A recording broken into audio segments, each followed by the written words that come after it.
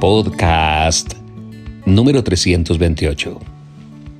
Le comenté en la mañana al buen Camilo Medina que era necesario hacer la otra cara de la moneda con respecto al podcast anterior. A ver, les cuento. En el podcast anterior hablábamos acerca de los inservibles sociales. Personas que tienen modos económicos, que tienen una posición social más o menos equilibrada y que al lograrla o al permanecer en ella suelen olvidarse de los demás, sobre todo de sus familiares. Para contar dicha historia, entonces me apoyé en Nehemías capítulo número 3, versículo número 5. Nehemías está construyendo el muro, aquella muralla que protegía a Jerusalén. Todo el pueblo se pone a trabajar. Hablábamos inclusive de los perfumeros, los joyeros, hombres, mujeres, niños, niñas, ancianos, todos construyendo el muro. Pero ahí, capítulo 3, versículo número 5, Nehemías nos cuenta que los tecoitas estaban trabajando menos sus nobles, o sea, algunas familias tecoitas que se creían de mejor ralea, determinaron que no se iban a ensuciar las manos y que ellos no tenían por qué trabajar con el vulgo de la gente y rebajarse a tamaño oficio. Hacía yo un paralelo entre esas personas que a veces están en medio de la sociedad, que se creen nobles y no colaboran con los demás. Y justo le comento a Camilo que vamos a hacer la otra cara de la moneda y en la tarde me llega un email. Un hombre me escribe diciendo: un familiar me compartió el podcast, ese en el que usted hablaba acerca de las personas que tienen una mejor condición social y no ayudan a los demás. Yo soy esa clase de persona que pertenece a ese estrato social y al recibir ese podcast en donde usted da una apreciación que creo que está correcta, sentí que mi familiar me estaba echando la puya, como que me compartió el podcast para decir que yo era ese que tenía modos económicos y que no ayudaba a los demás, sobre todo a los de mi familia. Pero, señor Ordóñez, creo que mi familiar está equivocado. Usted debería hablar de las personas que sí ayudamos, prestamos dinero, servimos de fiador, ayudamos a nuestros padres, financiamos educación de sobrinos, ayudamos al que está en necesidad. Sin embargo, llega un momento donde la familia abusa. Y el día en que decimos no, entonces se ofenden.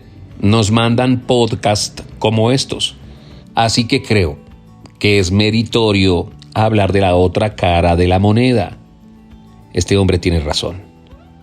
Conozco muchos casos de familiares que tienen modos económicos, que tienen facilidades para poder ayudar a los demás y los demás abusan de ellos. ¿Y qué situación tan complicada es cuando un familiar nos pide constantemente favores económicos? Eso es agotador. Eso es estresante. Especialmente si la persona no es responsable con su dinero y si no está dispuesta a devolvernos el favor. Por lo menos, que nos paguen lo que prestamos. La Biblia nos enseña que debemos ser generosos con los demás, incluso con nuestros enemigos. Mira lo que dice Mateo capítulo número 5, versículo 44. Jesús dijo: amad a vuestros enemigos, bendecid a los que os maldicen, haced bien a los que os aborrecen y orad por los que os ultrajan y os persiguen. Estoy hablando en Reina Valera. Ahí, ¿cómo lo ves? El Señor nos enseña que debemos ser amables y compasivos con todos, incluso con las personas que nos han tratado mal. Esto incluye a esos familiares, a esos incluso que nos han pedido favores económicos. Sin embargo, la Biblia también nos enseña que debemos poner límites a nuestra generosidad. Esto es muy complicado para que algunos cristianos lo entiendan. ¿Cómo? ¿Que yo debo tener un límite en la generosidad? No, como usted muchas veces dice, señor Ordóñez, la medida del amor es amar sin medida. Bueno, créeme, yo amo mucho a personas en mi familia a las que tengo que decirles, no te presto.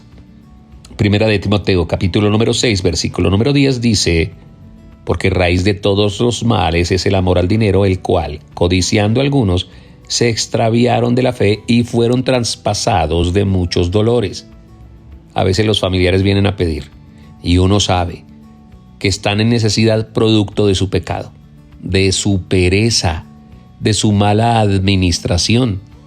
Y creo que uno debe ser primero responsable con su esposa, sus hijos y con sus necesidades. Recuerda que la familia siempre tiene un orden. Por ejemplo, cuando una persona es joven y trabajadora, pues tiene como responsabilidad ayudar a sus papás. Pero una vez esta persona se casa, sus padres pasan a un segundo plano porque ahora su responsabilidad es su cónyuge. Y cuando llegan los hijos, la responsabilidad son los hijos.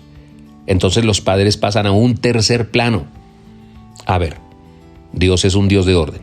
Le digo a todas esas personas que juegan a ser demasiado generosos: tú solo tienes responsabilidades económicas con las siguientes personas. Número 1, con tu cónyuge, llámese esposo, esposa.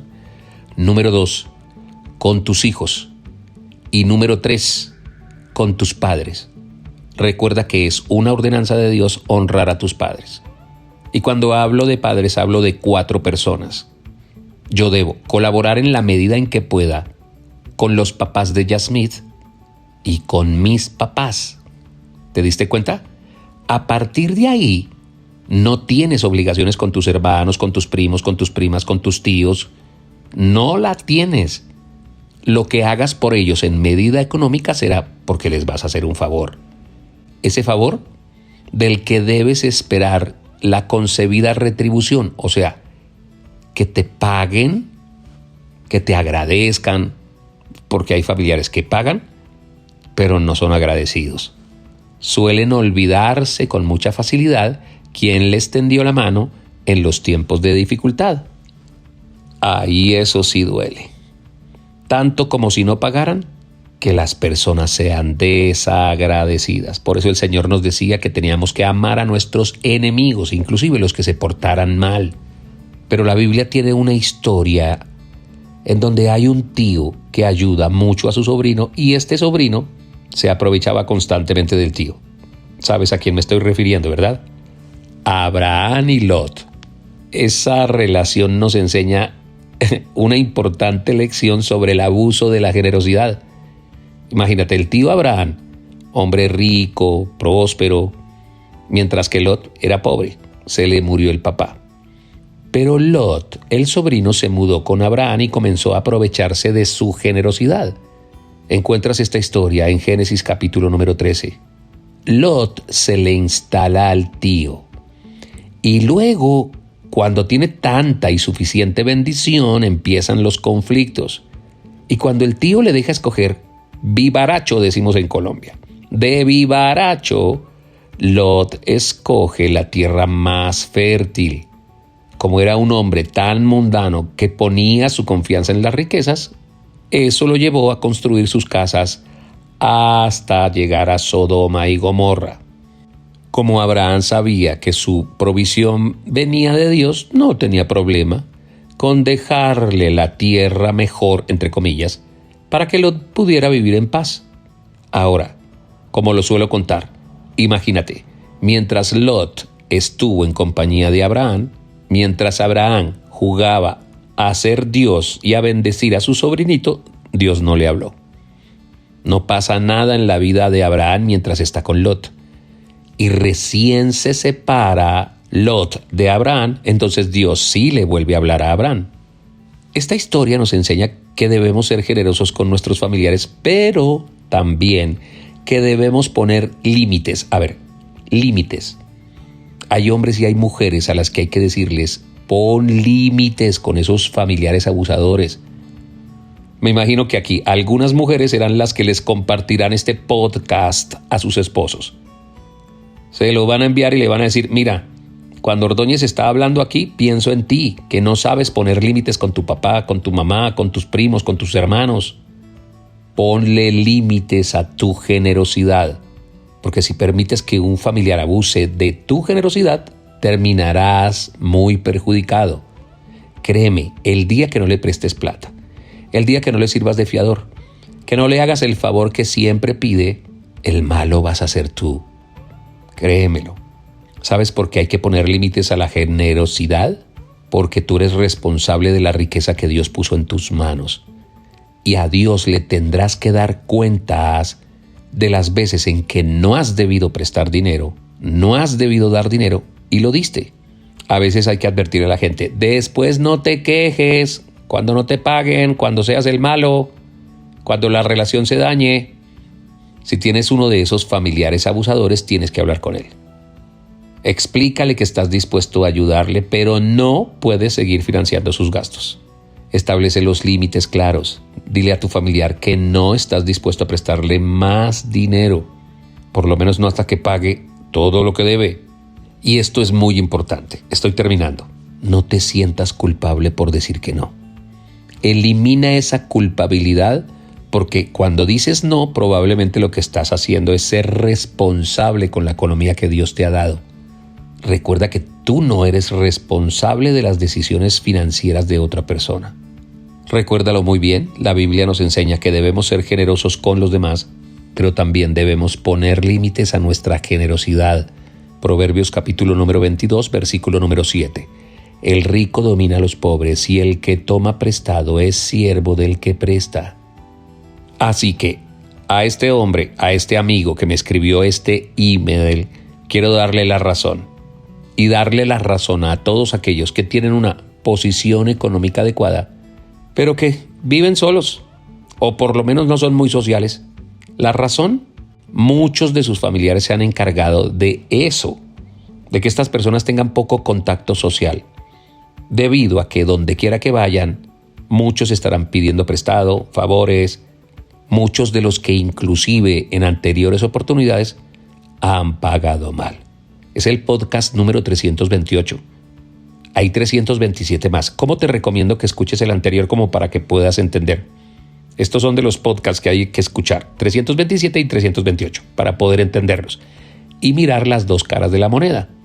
Recuerda que hemos creado una comunidad digital cristiana en donde encuentras cursos, taller de matrimonios, escuela para padres, más de 60 horas entre cursos y talleres, estudios, la zona infantil donde están todas las canciones de Benito, la zona de entretenimiento donde está el show Me Quiero Reír, en fin, una serie de materiales que pueden apoyar tu vida cristiana. Ve ahora mismo a joseordonezcristiano.com y allí encuentras todo esto que ha sido motivo de mi trabajo en los últimos días. Estoy concentrado todo el día, créanme, todo el día, escribiendo las reflexiones, haciendo los cursos, estudiando aquí, estudiando allá. La idea es que tengas muchas herramientas en cada una de estas áreas, como por ejemplo esta, la económica. Por ahora, te deseo que tengas lindo día. Que Dios te bendiga. Y nuevamente, ser responsable con la economía que Dios te ha dado, porque de ella tendrás que dar cuenta. Que Dios te bendiga.